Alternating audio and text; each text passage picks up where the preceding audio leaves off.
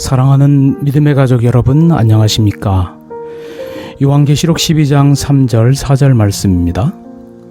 하늘에 또 다른 이적이 보이니 보라, 한 큰 붉은 용이 있어 머리가 7이요 뿔이 10이라. 그 여러 머리에 7 왕관이 있는데 그 꼬리가 하늘별 3분의 1을 끌어다가 땅에 던지더라. 용이 해산하려는 여자 앞에서 그가 해산하면 그 아이를 삼키고자 하더니. 시편 기자는 시편 19편 1절에 하늘이 하나님의 영광을 선포한다고 말했습니다. 이 영광에 대한 가장 훌륭한 정의 가운데 하나는 영광을 성품이라고 한 것입니다. 시편 기자는 우주가 하나님의 창조물 가운데 그분의 성품을 나타낸다고 말하고 있습니다. 그렇지만 요한계시록의 저자는 약간 다른 이야기를 합니다. 사탄은 창조주 하나님께서 그의 피조물에 새겨 넣으신 하나님의 형상을 지워버리기 위해 최선을 다해 왔습니다. 죄가 이 땅을 상하게 하고 더럽혀 이 세상에 나타난 하나님의 영광은 아주 희미할 뿐입니다. 그러므로 메마른 과학으로 찾아낸 것들이 성경의 기록들과 완전히 조화되지 않는다고 해서 놀랄 일이 아닙니다. 증거가 손상된 것입니다. 하지만 더 넓은 우주의 상태는 좀 달라야 하는 것 아닐까요? 사실 사람들은 죄의 황폐함이 이 지구에만 국한된 것이라고 생각합니다.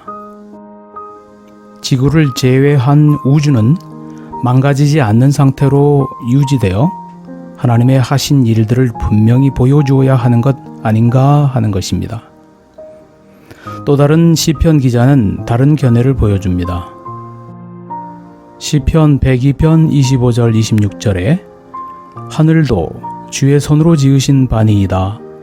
천지는 없어지려니와 주는 영존하시겠고 그것들은 다 옷같이 낡으리니 의복같이 바꾸시면 바뀌려니와 라고 기록합니다.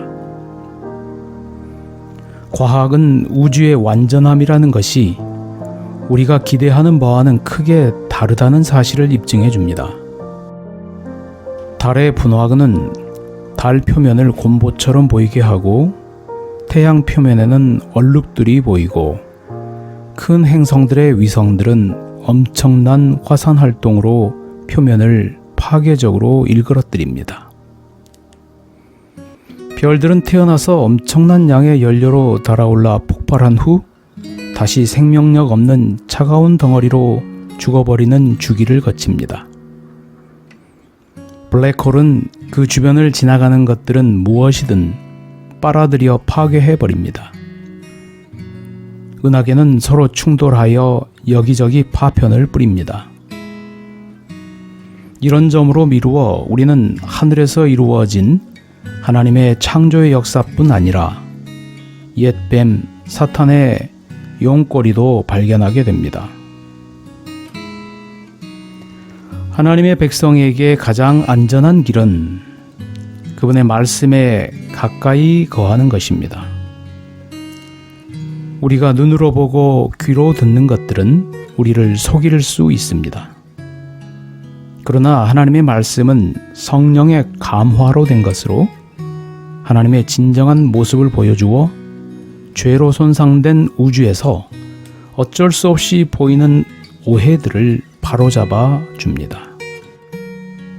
이 파괴되고 손상된 우주 가운데 오로지 주님의 말씀으로 하나님의 본 모습을 발견하기를 소망합니다.